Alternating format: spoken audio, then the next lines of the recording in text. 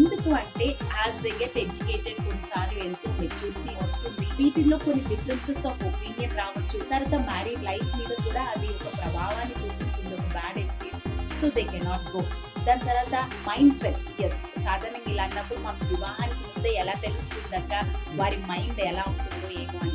అంటే ఏంటి అంటే వారి యొక్క మీడియేట్ చేసే వాళ్ళని కొన్ని మనం తెలుసుకోవచ్చు. And when you are talking over phone, వారు ఏ ప్రాంతంలో పెరిగారు, వారి యొక్క పెరిగిన విధానం ఏంటి, వాటిని బట్టి కనీస అవగాహన వస్తుంది. బట్ ఈ సైకలాజికల్ కంపాటబిలిటీలో 100% ఇన్ఫర్మేషన్ మనకి రాదు, but maybe some glimpse we can get, కొంతవరకు మనం తెలుసుకోవచ్చు. తర్వాత ఫిజికల్ కంపాటబిలిటీ గురించి చూస్తే అమ్మాయి అబ్బాయి పక్కన ఇద్దరు ఒక దగ్గర ఉన్నప్పుడు ఈడు జోడు, అంటే అబ్బాయి మరి చాలా పొడుగ్గా ఉండి చాలా పొట్టిగా ఉన్న అమ్మాయి, అంటే in general we are talking, but కొన్ని స్పెసిఫిక్ కేసెస్ కూడా ఉంటాయి అన్నమాట, వేరే రీజన్ హ్యాపెనింగ్.